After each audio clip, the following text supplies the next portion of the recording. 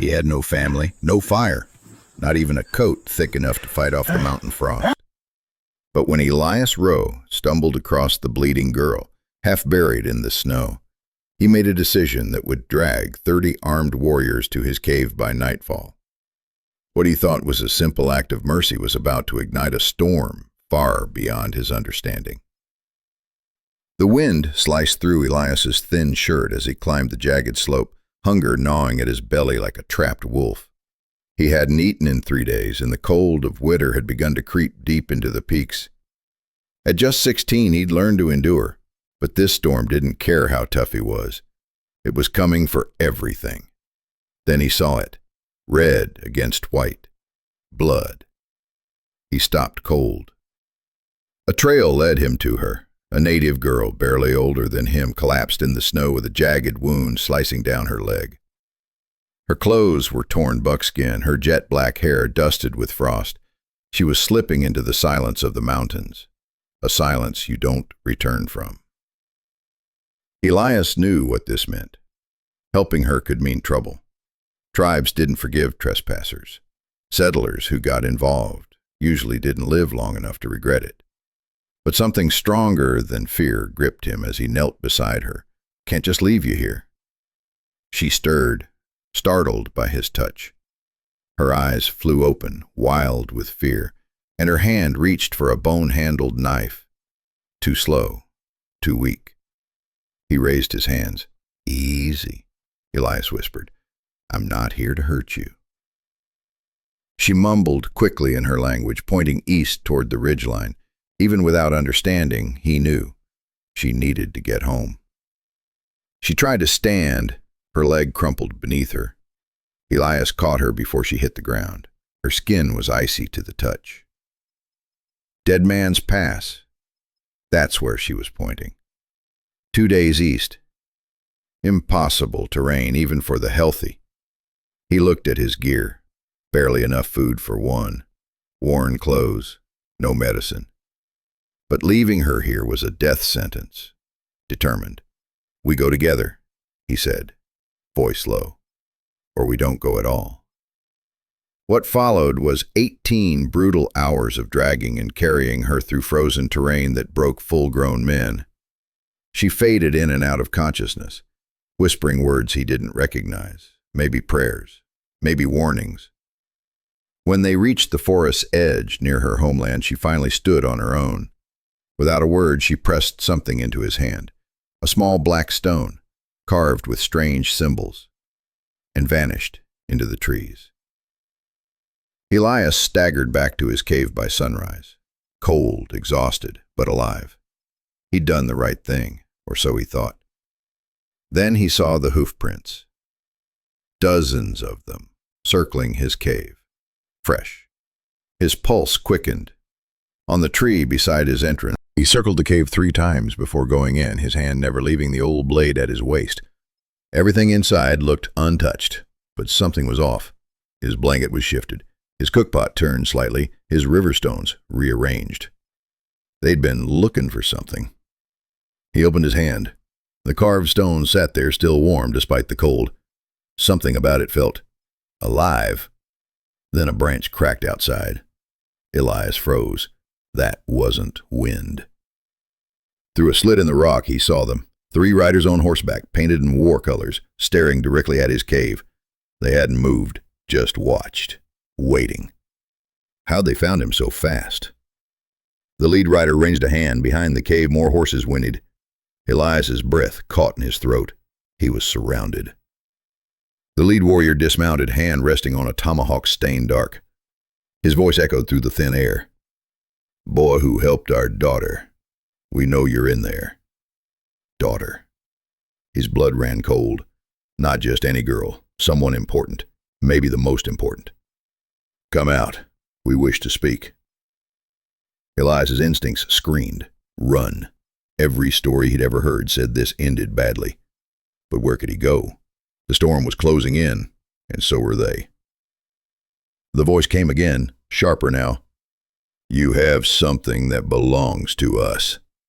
The stone burned in his hand. It was never about the girl. It was what she'd given him. Elias looked at the entrance, hard hammering. Step out and face what was coming, or die slowly in the cold. The warrior was moving now, walking toward the entrance, face unreadable, patience thinning. Elias stepped into the light with his hands raised, the stone clutched in one fist. And then they appeared. From behind rocks, trees, shadows, 30 warriors, armed, silent, watching. The lead warrior stopped just feet from him. Elias saw the marks on his face, not scars of accident, but of ceremony. A man of rank. "I am Kiona," he said in steady English. "The girl you saved, Lyra, is my daughter." Chief. He was a chief. Elias swallowed. He hadn't just saved a life. He'd walked into the heart of something ancient, dangerous, and alive. And now it had come to collect. And now her father stood before him. Not just a father, but a leader flanked by enough warriors to burn a town to ashes if they chose. "She told me what you did," Kiona said, his gaze sharp as obsidian. "How you carried her through the killing frost when others would have walked away." The men behind him said nothing. But Elias could feel it, a silence charged with warning, like the hush before an avalanche. One wrong move, one misstep, and this mountain would become his grave. Anyone would have done the same, Elias muttered, his voice barely holding. But Kiona's expression didn't soften. "No," he said. "Most would not. Most fear us. Most see only ghosts and danger when they look at us." He motioned to the others behind him. "We have been tracking the cowards who attacked our camp. 3 settlers, armed, ruthless. They shot my daughter as she tried to warn them away from our sacred grounds." Elias felt his blood turn to ice. White men, his kind. They wouldn't hesitate to assume he was one of them, or worse, that he'd led them here. "Their trail led past your cave," Kiona continued, his voice suddenly hard. "We thought, perhaps—" He didn't finish the sentence. He didn't need to. They'd suspected him. But then Kiona added, "Lyra described you. Thin, worn, eyes full of kindness, hands that shook, but didn't harm. That's not the man who tried to kill her." Elias let out a breath he hadn't realized he was holding. But the danger hadn't passed. Not even close. If these warriors were hunting murderers in his territory, blood would stain the snow before the day was out. And when the authorities came sniffing around, Elias, a lone drifter, would be the only one left to blame. "The men you're hunting," Elias said slowly, "they're still here, in these mountains." Kiona nodded. "They made camp in the lower valley. They think they're safe." His hand moved to his tomahawk. "They are wrong." A young scout barked something in their native tongue, pointing urgently downhill. Kiona turned to listen, and his face darkened. "What is it?" Elias asked, dreading the answer. "They are cooking meat," Kiona said quietly. "Fresh meat, stolen from the families they slaughtered yesterday."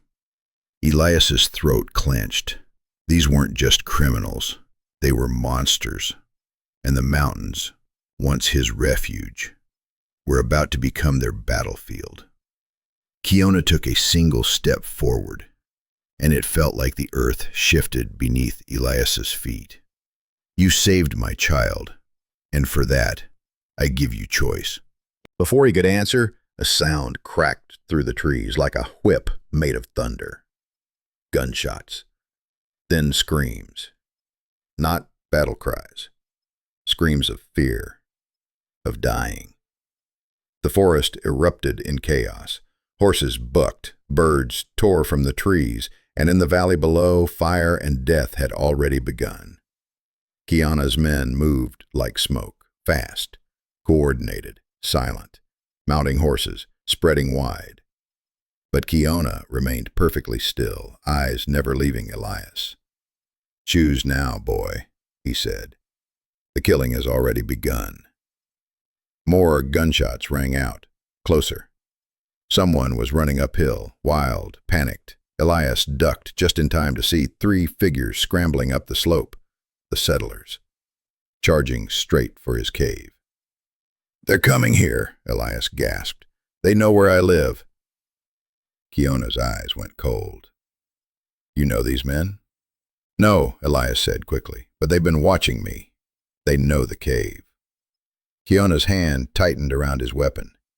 In seconds, the killers would burst through the tree line, and Kiona's warriors, blades ready, arrows strung, would be waiting. "Take position behind the rocks," Kiona ordered. "Let them come." But Elias saw something that made his stomach drop. One of the settlers carried a rifle, brass fittings, carved stock, a weapon he'd only seen once before. Marshal Bramley's rifle. The territorial lawman who'd vanished 2 weeks ago.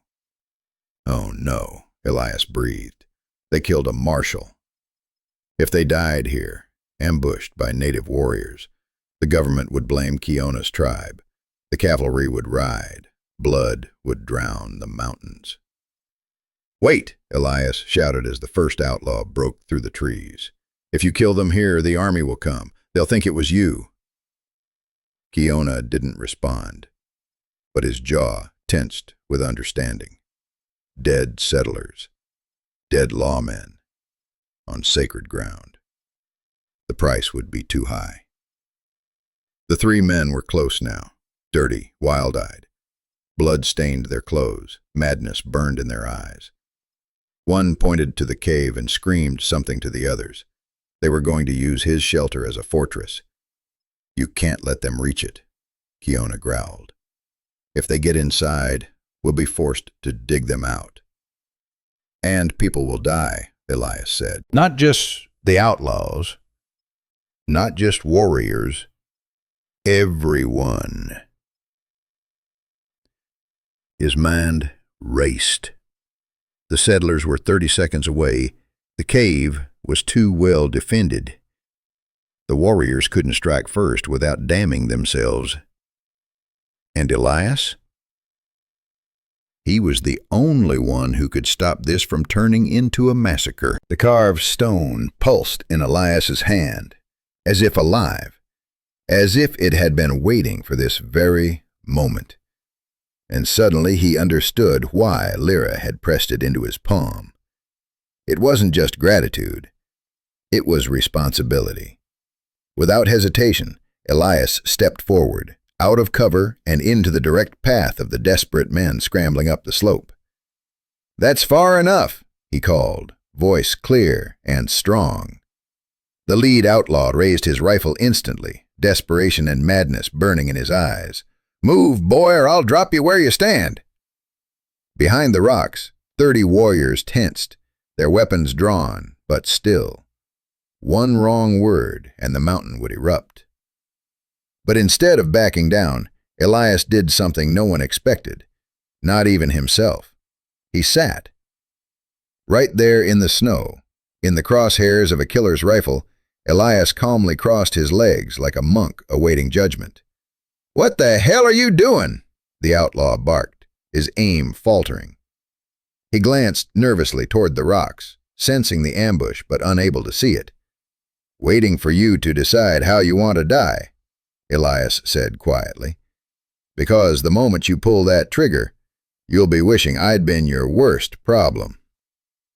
The outlaw's eyes twitched.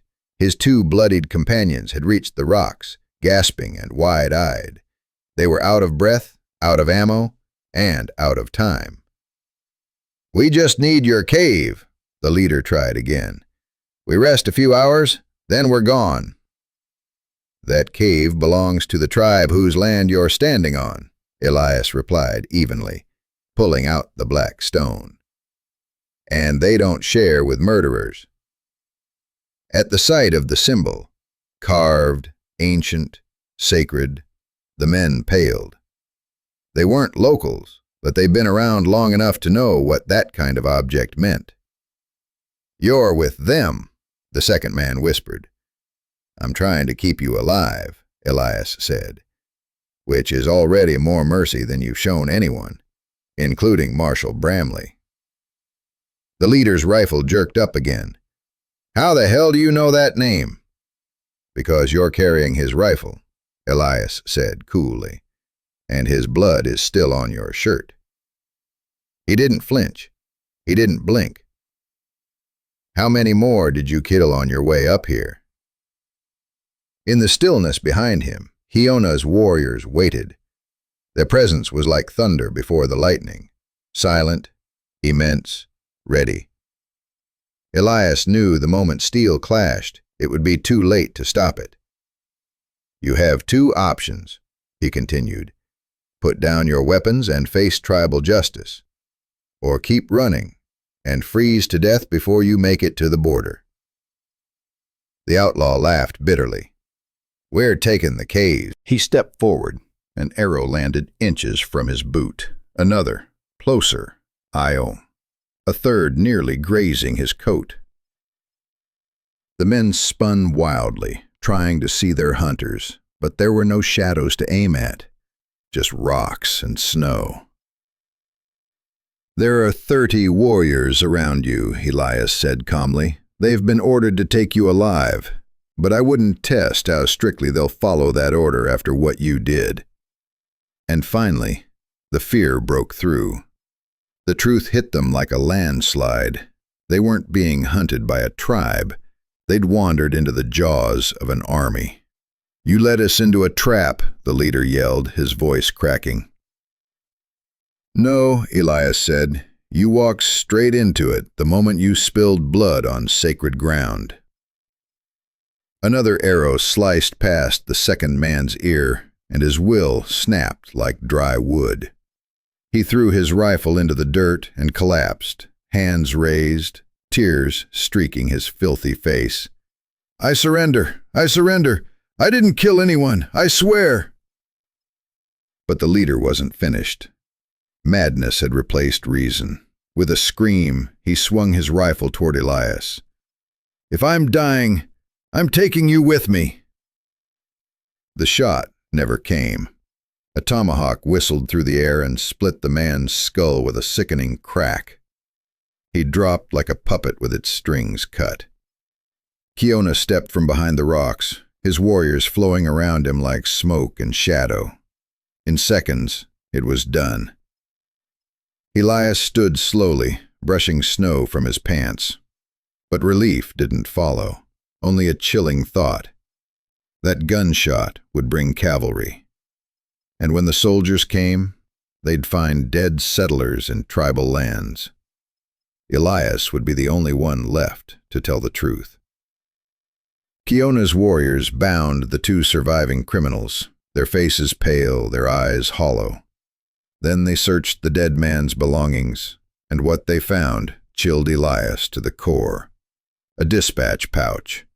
Inside, maps, sealed orders, and a cavalry officer's insignia. "These weren't just criminals," Kiona said darkly, holding up the insignia. "They killed soldiers. A patrol." Elias's stomach turned. Killing a marshal was one thing, but a military ambush meant the army wouldn't just send scouts. They'd send a regiment, maybe more. "How long?" Kiona asked. Elias did the math in his head. 3 days, maybe 4. But when they come, they'll see dead whites on native land. They won't care what really happened. Kiona's face was unreadable, but Elias saw the storm behind his eyes. The weight of hundreds of lives. Women and children in the valley, depending on his judgment. "My warriors," Kiona said softly. "They want to leave these bodies as a message. Strip." "I didn't kill nobody," he cried. "I just ran, I swear, I just ran when the shooting started." Kiona studied him like a hawk watches a mouse. "You ran with murderers," he said. "You took their silver. You didn't stop them. And now, Elias knew. The next choice could decide the fate of every soul on this mountain. You are guilty, Kiona said, his voice like a cold wind.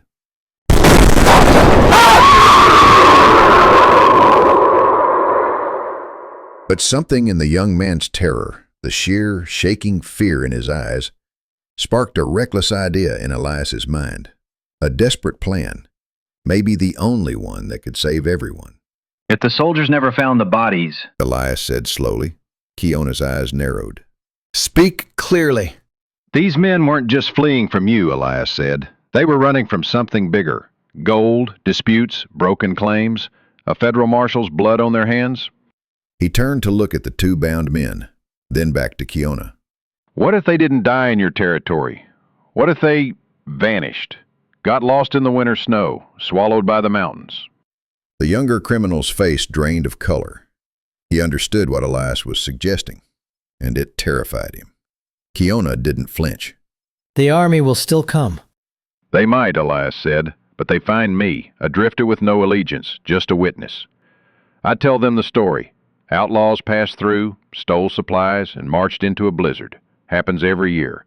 The peaks are full of bones. Kiona remained silent for a long moment, the kind of silence that holds lives in its balance. Behind him, his warriors watched like statues made of breath and fury, waiting for their leader to decide the fate of everyone on this mountain. And the prisoners? Kiona asked, nodding toward the bound men. They come with us, Elias said. Your people need living witnesses, someone to confirm what really happened, that your tribe defended itself, that you didn't fire first. The younger outlaw nodded so fast, it looked like he was trying to shake loose his fear. Yes, I'll talk. I swear I'll tell them how it went. Marshal Bramley tried to arrest us for claim jumping. We offered him money, he refused, and Sam shot him in the back. I'll swear it to any officer, any judge, please. I just want to live. But Kiona didn't soften. His face was stone. White man's word means little when soldiers come armed with grief and orders, He said. Maybe. Elias admitted. But it means more than a pile of scalped corpses. At least it gives them a story that doesn't end in war. A warrior approached quickly, speaking low in their native tongue. Kiona's face grew darker by the second. What is it? Elias asked. Our scout reports dust on the eastern trail. Kiona said, voice like grinding iron. soldiers, already on the move. Ice crawled up Elias's spine. How many? 20 men, cavalry, moving fast. They didn't have days. They had hours. Whatever story they were going to tell, whatever truth they would rewrite, had to be written now, before the cavalry reached this mountain and uncovered what had really happened. Kiona scanned the dead men, his warriors, and Elias, the weight of an entire people resting heavy on his shoulders like the storm rolling down from the north. But he was a man built for crisis. A life of war and survival had carved decisiveness into his soul. "We move the bodies," he commanded. "Deep canyon. Make it look like a storm took 'em." His warriors obeyed instantly, vanishing into motion. As they lifted the dead outlaw, Elias spotted something, and his stomach dropped.